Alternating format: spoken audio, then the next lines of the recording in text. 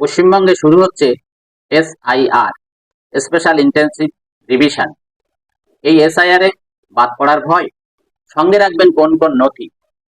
হয়তো আপাততভাবে মনে করা হচ্ছে ওই 11টি নথির মধ্যে যে কোনো একটি নথি থাকলে আপনি ভারতীয় নাগরিক, কিন্তু ব্যাপারটা তো সোজা নয়, কিন্তু এত সহজ নয়।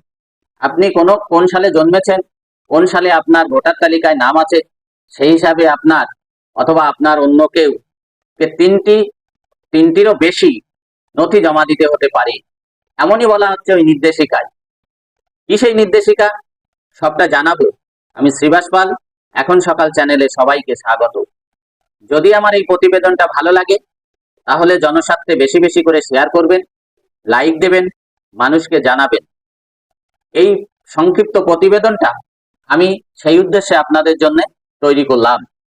আপনি যদি 1 জুলাই 1987 সালের আগে আপনার জন্ম হয় বা জন্মগ্রহণ করে থাকেন, সেক্ষেত্রে ওই 11টি নথির মধ্যে একটি থাকলে চলবে, যে নথি আপনার প্রমাণ করবে আপনার জন্মস্থান কিংবা আপনার জন্মক্ষণ বা জন্মসাল। যেমন 2002 সালের ভোটার তালিকা এক্ষেত্রে এসেনশিয়াল, প্রযোজ্য। আর আপনি যদি 1 জুলাই 1987 থেকে 2রা ডিসেম্বর 2004-এর মধ্যে জন্মগ্রহণ করে থাকেন, সেক্ষেত্রে আপনাকে কিন্তু দুটি নথি জমা দিতে হবে। হ্যাঁ, ঠিক শুনেছেন, দুটি নথি জমা দিতে হবে।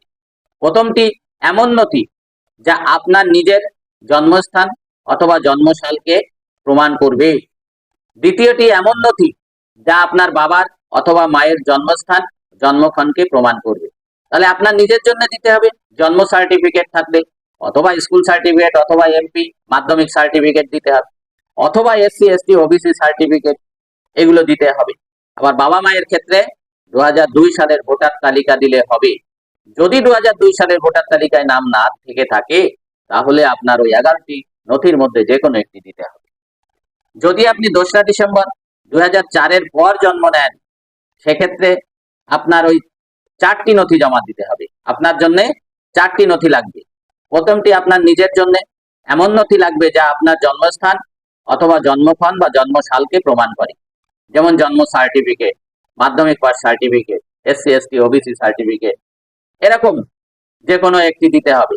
দ্বিতীয়টি এমন নথি যা আপনার বাবা জন্মস্থান ও জন্মক্ষণকে প্রমাণ করবে। সেটা কি হতে পারে? 2002 সালের ভোটার লিস্ট থাকলে সেটা তো হতে পারে, অথবা ওই 11টির মধ্যে একটি নথি। তৃতীয়টি এমন নথি যা আপনার মায়ের জন্মক্ষণ বা জন্মস্থানকে প্রমাণ করবে, সেটাও ওই 2002 সালের ভোটার লিস্ট অথবা ওই 11টার মধ্যে একটি। চতুর্থটি আপনার জন্মের সময়ে অথবা বাবা অথবা মায়ের মধ্যে ভারতীয় যদি একজন না হন, তবে তার ভারতে প্রবেশ করার বৈধ পাসপোর্ট এবং ভিসা লাগবে।